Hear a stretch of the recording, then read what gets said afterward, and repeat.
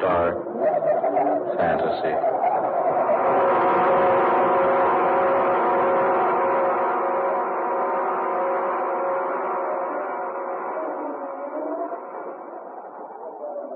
I am the thing from the sea.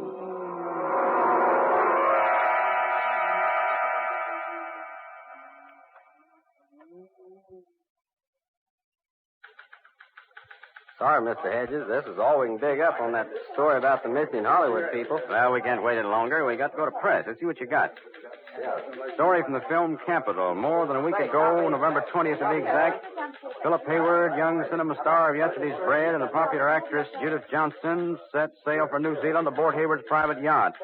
As chaperone, Miss Johnson's movie director father accompanied the pair, and it's reported that Johnson Sr. is taking advantage of the sea voyage to complete his original cinema yarn, a story of the strange creatures who live beneath the surface of the sea.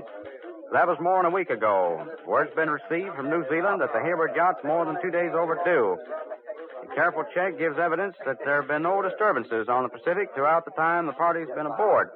Special searching parties failed to discover the whereabouts of the boat. The question in Hollywood tonight, the question everywhere is, what's happened to the trio aboard the Dolphin? Where are they? Have they become victims of the fantastic creatures created in the imagination of the author-director aboard the yacht? That is this week's Unsolved Mystery. Will it ever be? Oh, that's all right. Boy. Right. Get this down to makeup. Let's get rolling. Right away.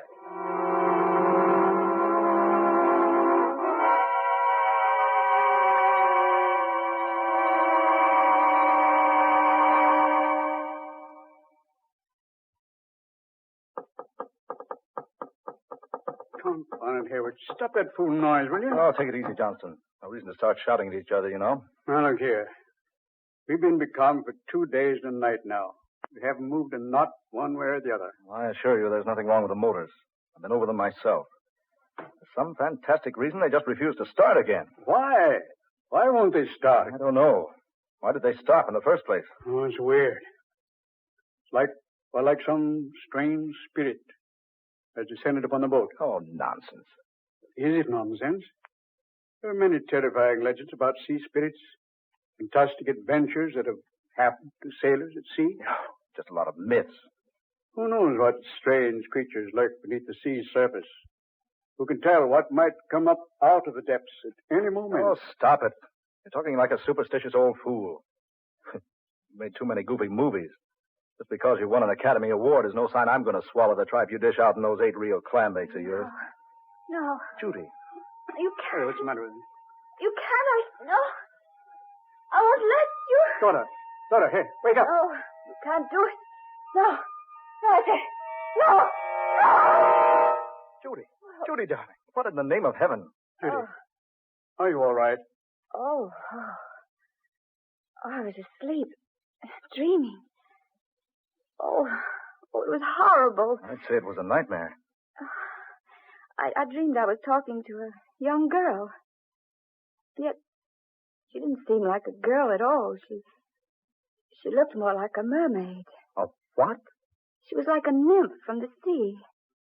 I thought she stood looking at me. She told me she'd been dead for centuries, and yet not really dead. I couldn't understand what she meant. She said something about her body being dead, but her mind being free to wander about the world. Fantastic. Oh, Dad, it was ghastly. She kept trying to convince me that I should let her mind enter my body. Well, what did she say she wanted to do? She said the entire civilization of the earth depended upon the task she had to perform. Oh, Phil, she seemed to be actually trying to force me out of my body so she could enter it. Judy, what did this creature look like? Oh, she was awful looking, Dad. She had long hair, green and slimy like seaweed. Her teeth were brilliant red. They were long and pointed. She kept staring at me with her little beady eyes. They were horrible, for there were no eyelids. She never blinked once. She just stared and stared. Yes? What else, Judy? Well, it was horrible when she touched me. She had long, narrow fingers with no nails on them, and they were covered with fish-like scales. That's positively the most amazing thing I've ever heard of. Mr. Hayward! Mr. Hayward! Oh, yes, Ned. What is it? Oh, I say, look at the lad. Why, what's wrong, boy? You're pale as a ghost. Mr. Hayward, the dolphin. She's moving. The boat's moving. Good. The men got the motor started. No, sir. That's just it. The motors aren't running, and there's no wind.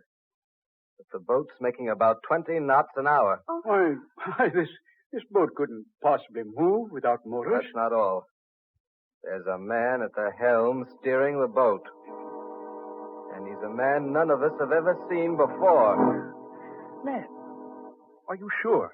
Sure as I'm standing here, sir. And he's the strangest thing I've ever seen. Well, let's go have a look at him. Hey, come on. Judith, you'd best stay here. Oh, no.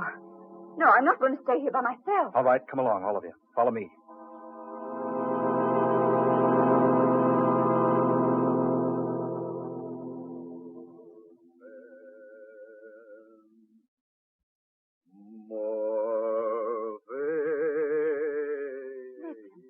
It's him.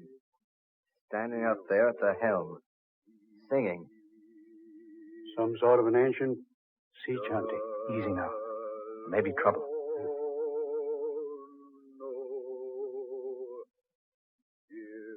There he is, sir. You see, Mr. Hayward? Oh. Yeah. I say, Hayward, that's no man. It's some sort of a sea monster. Look at his hands, Mr. Hayward. The lad's right. Long, narrow fingers with webs between them. And no fingernails. Dad, they're like the hands of the girl in the dream. Oh, where's he taking us? Yes. I wonder. Behind us, sir. Oh, good Lord. A huge wall of water rising out of the sea. Get down those steps, everybody. Get down, everybody. Down the steps. Here, into the cabin. Hang on, Judy. Hurry.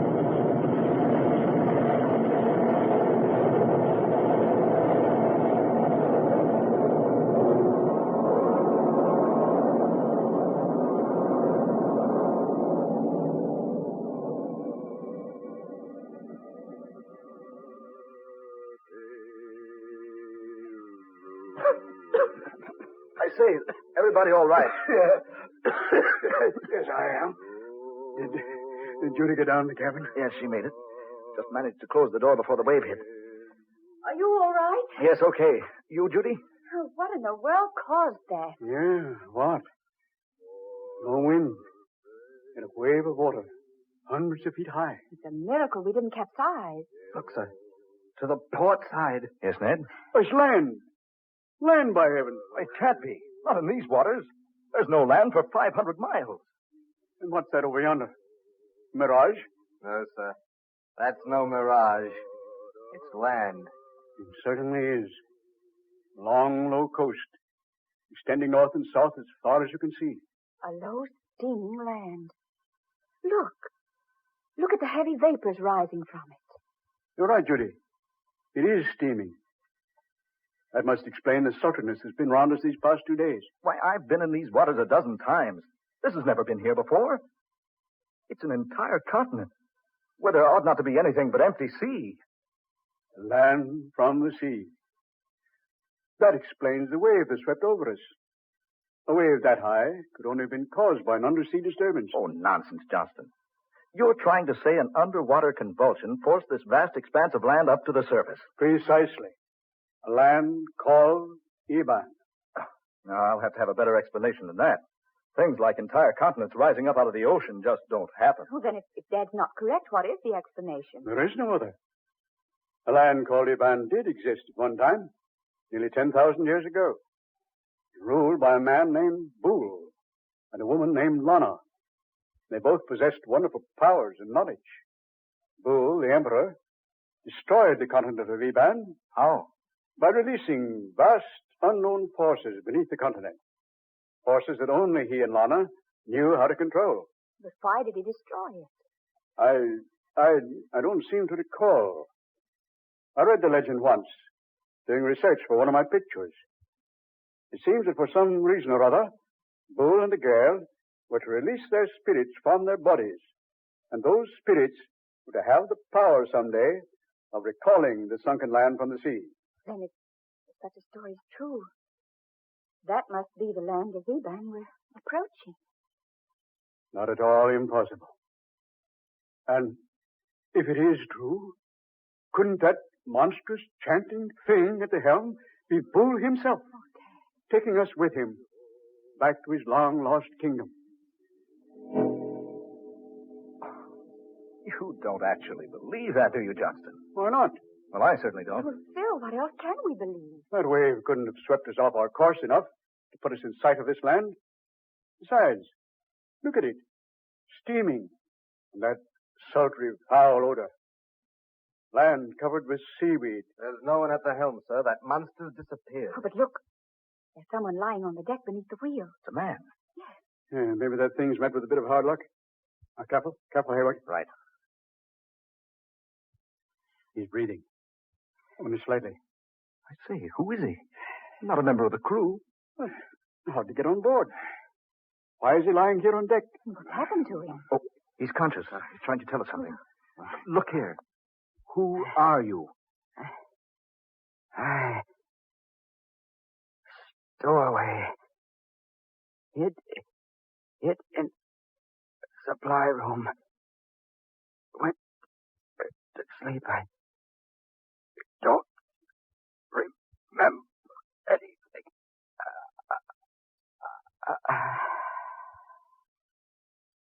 Stowaway, he says. Hid in the supply room and went to sleep. Wait a minute. He's dead. Hayward, I'm going to have a look over here. Oh, Judy. Oh, Phil, I feel so strange. Oh, dear, you look ill. So very strange. You'd better go below to the cabin, dear. Yes, I'd better. I'll lie down for a while. Shall I go with you, dear? No, I'll be all right if I rest a little while. All right, dear. Be careful going to your cabin. Oh, Ned. Get a tarpaulin and cover the body. Right away, sir. Hayward, come over here a minute, will you? Yes, Johnson. What is it? Here. Have a look. See? Someone's climbed down that rope ladder and gone ashore through the mud and slime. Whoever it was, he didn't sink in very deep. Seaweed's too thick. Kept him from sinking. I wonder who it was. I'm in favor of finding out. Oh, Ned. Yes, sir? We're going ashore. Watch out for Miss Blake, will you? Right, sir. And not a word of this to the rest of the crew. Understand? Yes, sir. All right, Johnston. Down you go. Yeah. We'll follow those footprints and see where they lead us.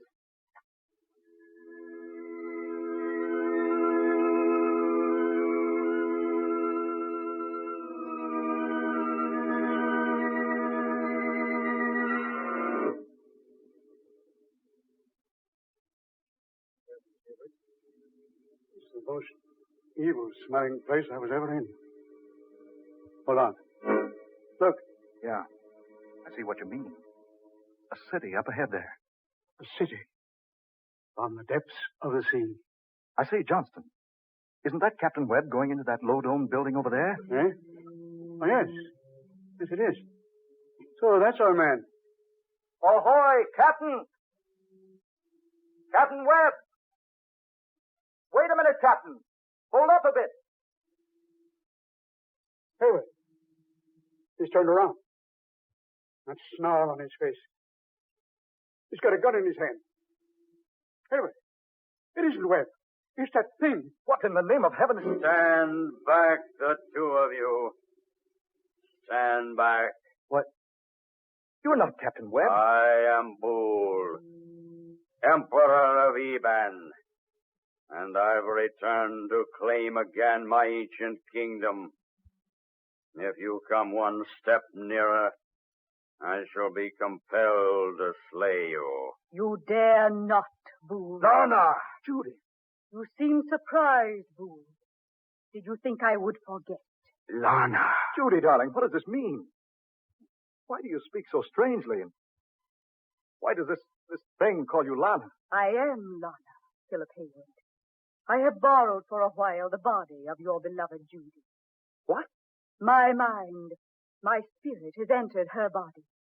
You see me as Judith Johnston, but now I am Lana, Empress of the Kingdom of Eban. I have returned to rule Eban. And I have returned to prevent. You cannot prevent it, Lana. Look here. This quarrel is none of my affair. I demand that you release whatever power you have over my fiancée. I have borrowed her body only for a little while, Philip Hayward. Just as Boole has borrowed the body of the captain of your craft. Yeah. The body I first borrowed was a weak one, a sick stowaway. The captain's is a sturdy body. Now it is mine. But you must return it to him, Boole. It is the law. You must return his body unharmed, just as I must return the body of Judith Johnson. It shall be so. I am about to enter the temple now to regain my Ebanite body. You cannot open the burial chamber unless I accompany you. I realize that full well. I enter the temple now. I shall await you, Lana, beside the sepulchre. Look here, Lana. Oh, whoever you are, well, this is some horrible nightmare. Philip Hayward, we must act quickly. I will try to explain. When Boole destroyed Eban 10,000 years ago, we sealed our Ebanite bodies in a vacuum chamber inside this temple. And our spirits left our bodies to roam the universe until Eban should be restored. Now Boole intends to re-enter his body and build a new Eban. Once he does reclaim his ancient body, all is lost. For no one save me can destroy him. And if I slay him, I too must die. But what can you do? I have a plan. Come with me into the temple where Boole awaits.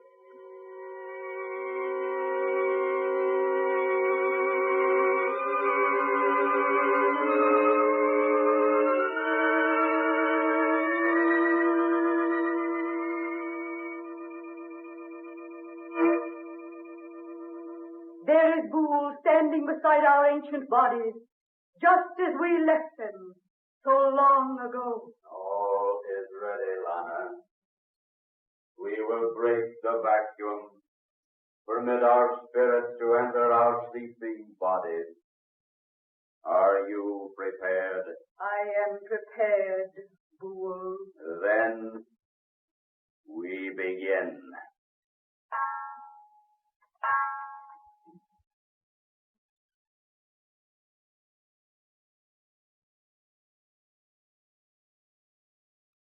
Howard, look. Those bodies in the glass vacuum. They're beginning to move. Yes. Slowly. Slowly. Look at them.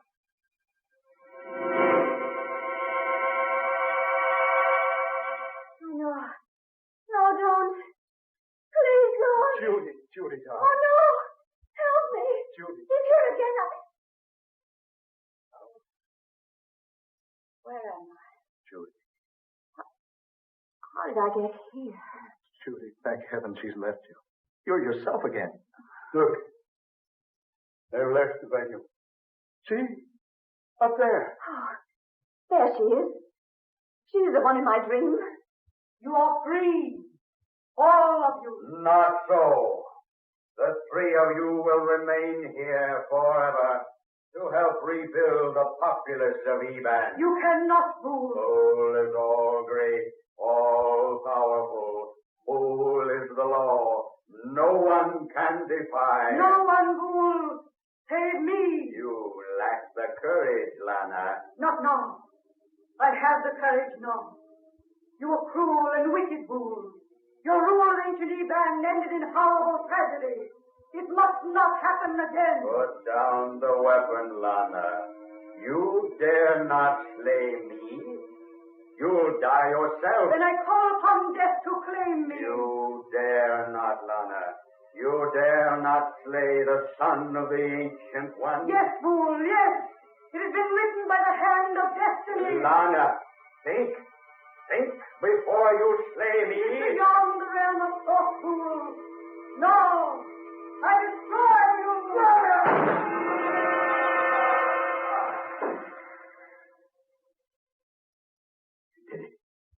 She did it. That is the end. All is finished now. No, you must go. Can you come with us, Lana? No, for soon I perish also. You must hurry now. Leave Eban quickly. Go while yet you have time. Hasten before it is too late.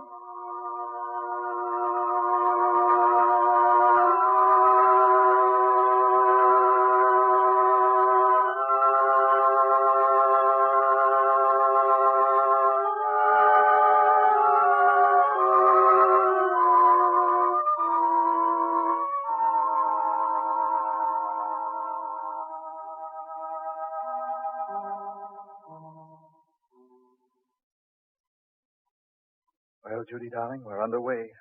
Full speed ahead. No trouble starting the motors, dear? None at all. Your father and Ned are down with the crew. The men don't even suspect what has happened to us. Well, just as well. They'd never believe it.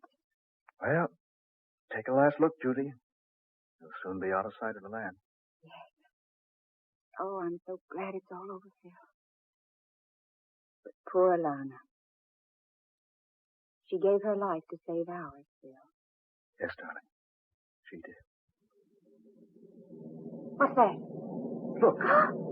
Flames from the mainland, like a volcano. Phil, the land's sinking. It's Lana. Judy. She's released the forces. She's destroyed ancient Eban once again.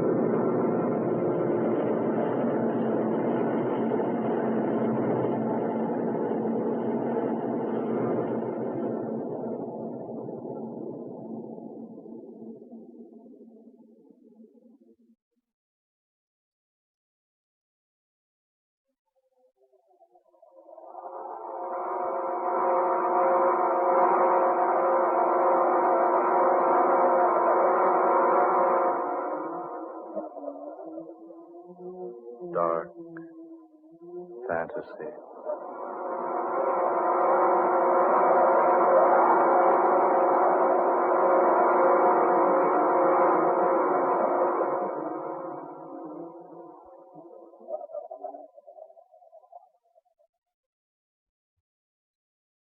The Thing from the Sea, an original tale of dark fantasy by Scott Bishop. Eleanor Naylor Corrin was Judith Johnston. Ben Morris played Philip Hayward. Fred Wayne was heard as Johnston. Eugene Francis played Ned. Georgiana Cook was Lana. And Darrell McAllister was Boole, the Thing from the Sea. Next Friday night at the same time, the National Broadcasting Company will bring you another weird adventure thriller, The Demon Tree, another tale of dark fantasy, created by Scott Bishop and based upon the ancient legend of the strangling oak of Nanowood in England. So, listen for The Demon Tree next Friday night. Dark fantasy originates in the studios of station WKY, Oklahoma City. Keith Painton speaking. This is the National Broadcasting Company.